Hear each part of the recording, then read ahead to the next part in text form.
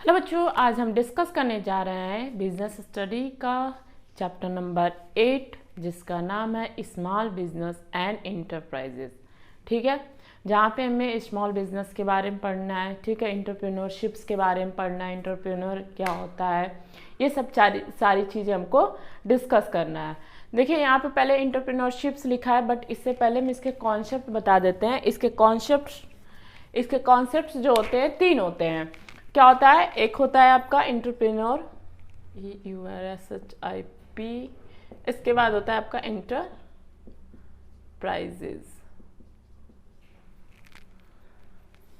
देखिए एंटरप्रेन्योर क्या होता है? ये पर्सन होता है। पर्सन मतलब वह व्यक्ति जो आपका क्या कर रहा है, उसको कर रहा है। ठीक है, बिजनेस को क्या कर रहा है, चला रहा है, उसको क्या कहेंगे? एंटरप्रेन्योर बोलेंगे।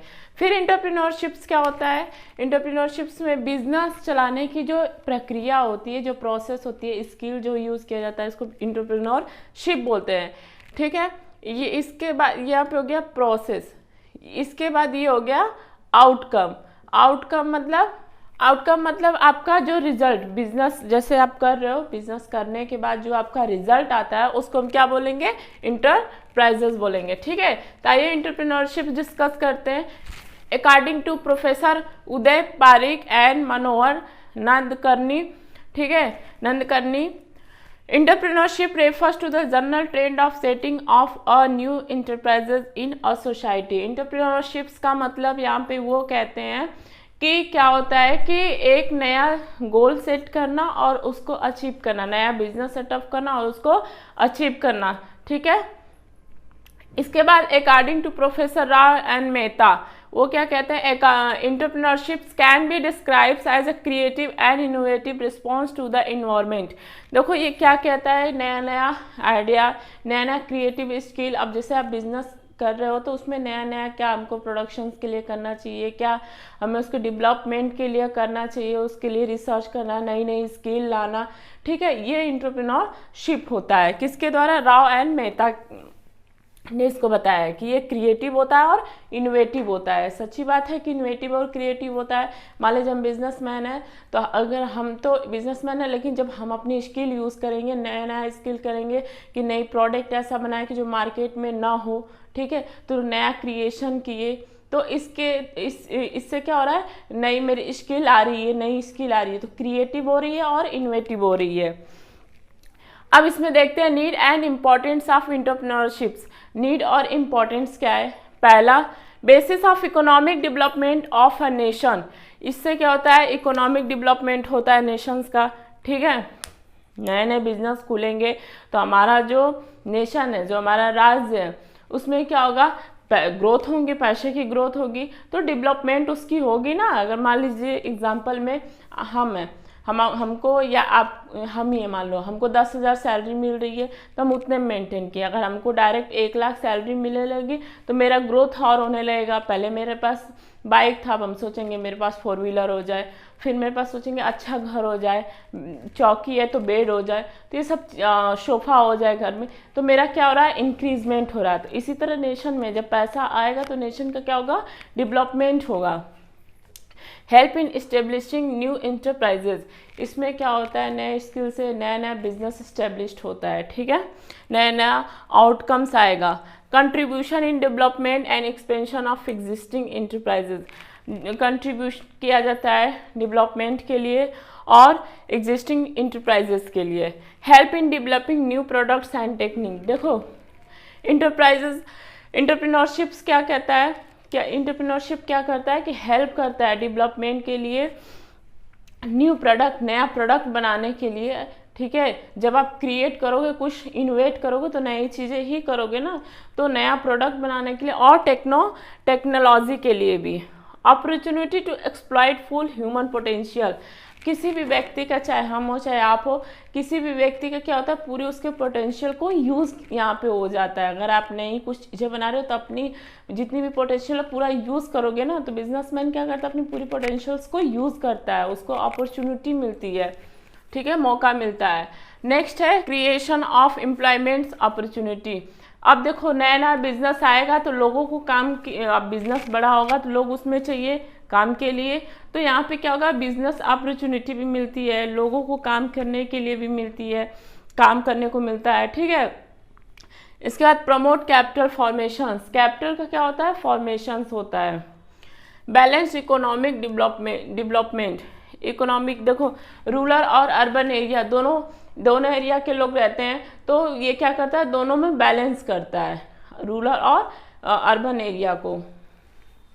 Helping education of government policies and plan, government की बहुत सारी पॉलिसीज होती है और प्लान्स होती है, उसमें भी एंटरप्रेन्योरशिप्स क्या करती है, हेल्प करती है।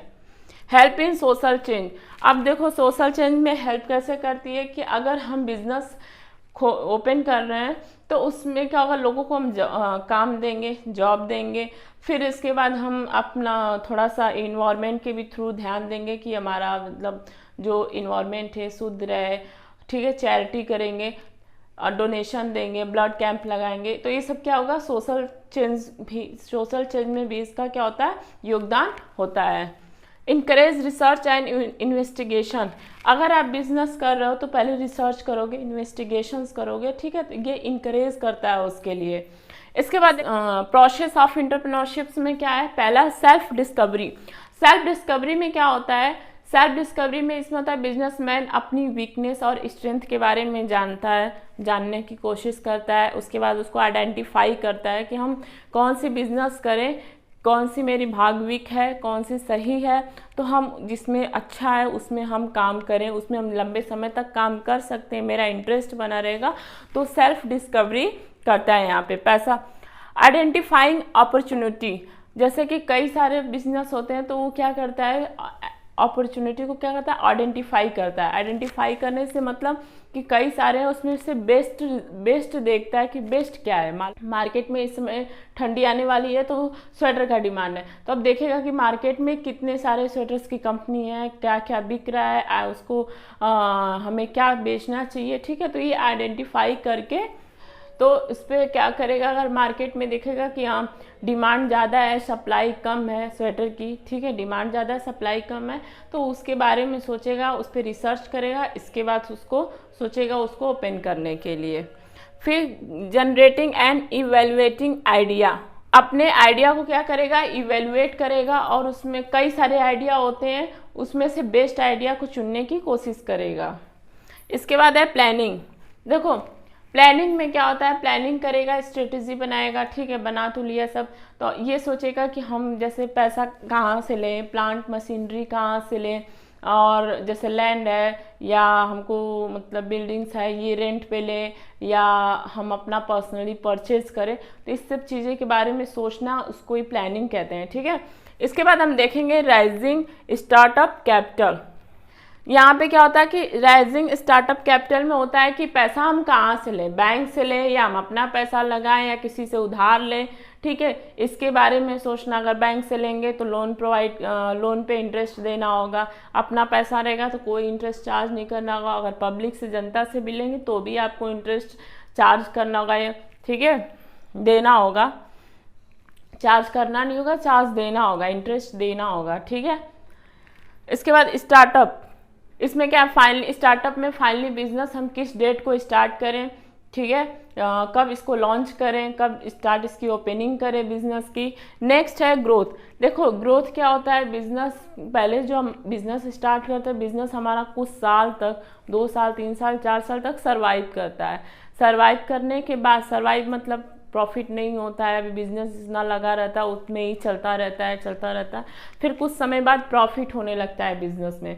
प्रॉफिट होने के बाद तब ग्रोथ आता है, जब फायदा होगा तब आप क्या करो, जब फायदा होने लगेगा अच्छे से तो आप सोचोगे उसके कई ब्रांच खोलें, उसको और ज़्यादा इंक्रीज करें, बढ़ाएं, ठीक है, तब जाके ग्रोथ होता है बिजनेस का। इसके बाद होता है हार्वेस्ट। क्या होता है, जैसे आपने जब बिजनेस ओपन किया तो एक छोटा सा बिजनेस ओपन किया होगा, बाद में वो बिजनेस धीरे धीरे बढ़ते बहुत बड़ा बिजनेस हो गया, एक एम्पायर खड़ा हो गया, ठीक है, तो आप उसके बाद आप सोचोगे कि इसके अलावा भी और बिजनेस ओपन करें, ठीक है, तो ये लास्ट हो जाता है कि आपका बिजनेस बहुत बड़ा हो जाता है। और आप क्या करते हो, कभी कभी बिजनेसमैन क्या करता है, बहुत बड़ा एम्पायर खड़ा करके उसको उसके गुडविल, उसकी रिपोर्टेशन, सब चीज़ का पैसा हट करके उसको सेल करके फिर से नया बिजनेस स्टार्ट कर देता है, ठीक है। तो ये आपका हो गया एंटरप्रेन्योरशिप्स। इसके बाद हम डिस्कस करेंगे स्टार्टअप क्या होता है नेक्स्ट वीडियो में। तब तक हमारे चैनल पे बने रहिए, हमारे वीडियो को लाइक कीजिए, सब्सक्राइब कीजिए, शेयर कीजिए। Thank you so much.